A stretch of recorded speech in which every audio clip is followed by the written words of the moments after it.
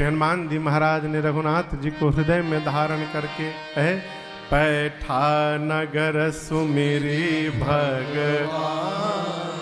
भगवान को हृदय में धारण करके श्री हनुमान जी महाराज लंका में प्रवेश किए। पूरी रात ढूंढते रहे, मंदिर मंदिर प्रतिकर शोधा, देखे जहां तह अगणित योद्धा। पूरी रात्रि घूमते रहे, जहां जाते योद्धा दिखाई पड़ते। ढूंढते ढूंढते श्री हनुमान जी महाराज रावण के घर में गए। महल में सोया था, रावण के भोजनालय में श्री हनुमान जी गए। उसकी जूठी थाली रखी हुई थी, जो रात में भोजन करके छोड़ा था, वो थाल रखी थी। थाल देखते श्री हनुमान जी समझ गए कि रावण की मृत्यु निकट आ गई है। क्यों? ऐसा क्या था वो थाल में? वाल्मीकि रामायण में कहते हैं, वाल्मीकि ऋषि, रावण ने थाल में दही जूठा करके छोड़ा था, और थाली में दही जूठा छोड़ने से आयु क्षीण होती है। इसलिए आप देखे होंगे बुजुर्ग लोग दही खाने के बाद कटोरी में पानी डालकर घोल कर पी जाते हैं। आज भी जो बुजुर्ग लोग हैं दही की कटोरी में पानी डाल के घोल के पी जाते हैं। रावण दही जूठा छोड़ा था। हनुमान जी समझ गए इसकी आयु क्षीण हो रही है, मरने वाला है अब। पूरी रात ढूंढते रहे, सीता जी नहीं मिली। तब तक भोर बेला में एक सुंदर घर दिखाई पड़ा। भवन एक पुनि देख सुहावा, हरि मंदिर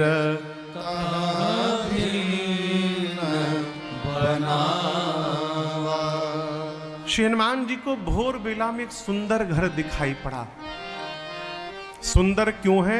इस घर के दीवाल पर रामायुध अंकित गृह, शोभा बरनि न जाय, नव तुलसिका वृंदता, देखि हरस कबीरा। मंदिर के दीवार पर राम जी के आयुध धनुष बाण बने हैं। आंगन में तुलसी जी का विरवा लगा हुआ है। ये दृश्य देखते श्री हनुमान जी को ये समझते विलंब नहीं लगा कि अवश्य ये भगवान के किसी भगत का घर है। देखिए, घर बतावत है कि भक्त का है कि विषयी का है। क्या बताता है?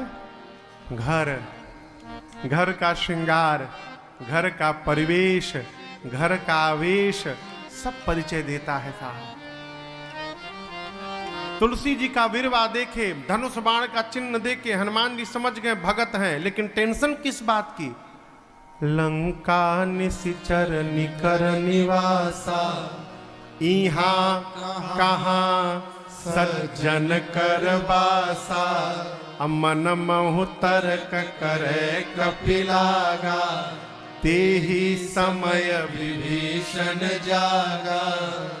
हम और आप रामेश्वरम है, यहां जहां जाइए इडली डोसा वड़ा दिखाई पड़ रहा। हाँ, जहां जाइए वहीं इडली, वहीं डोसा, कहो वहीं वड़ा, कांजी वड़ा।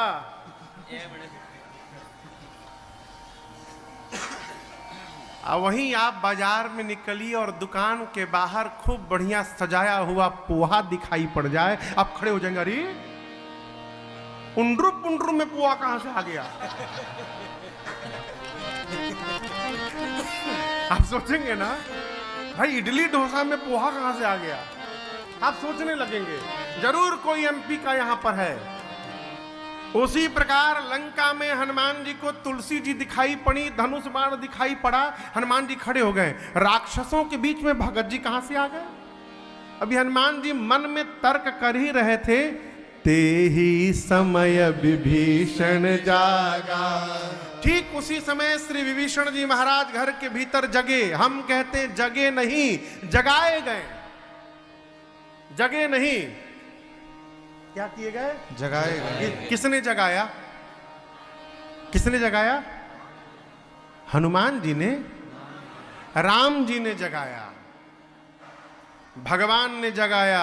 प्रश्न है 5 मिनट पहले क्यों नहीं जगे? 5 मिनट बाद क्यों नहीं जगे? क्या हनुमान जी को उनके गुड मॉर्निंग का टाइम पता था कि उसी समय पहुंच गए? ऐसा तो था नहीं। हनुमान जी जब पहुंचे घर के बाहर तभी क्यों जगे? जगे नहीं, जगाए गए, भगवान ने जगाया। क्यों? श्री हनुमान जी से परिचय कराना था, इसलिए भगवान ने विभीषण जी को जगाया। प्रसंग कहता है भगवान के कार्य में, परमार्थ के कार्य में, सत्कर्म में, धर्म के कार्य में यदि आप अकेले भी चलेंगे तो भगवान समय समय पर आपकी सहायता करने के लिए लोगों को जोड़ते जाएंगे और आप कार्य पूर्ण कर लेंगे। आपको चलना पड़ेगा। लेकिन विभीषण जी जगे और जगने के बाद क्या किए? हाँ, राम राम बोले, चाय चाय नहीं बोले। क्या बोले? राम राम ते ही सुमिरन की। एक दिन मैं सोच रहा था, ऐसे बैठे बैठे सोच रहा था कि विभीषण जी कोई 2 BHK के फ्लैट में तो रहते नहीं होंगे। 1 BHK, 2 BHK, 3 BHK के फ्लैट में तो रहते नहीं होंगे। उनका अपना महल होगा, महल के बाहर गार्डन होगा, गार्डन के बाहर बाउंड्री वॉल होगा, अब बाउंड्री वॉल के बाहर सड़क पर हनुमान जी महाराज होंगे।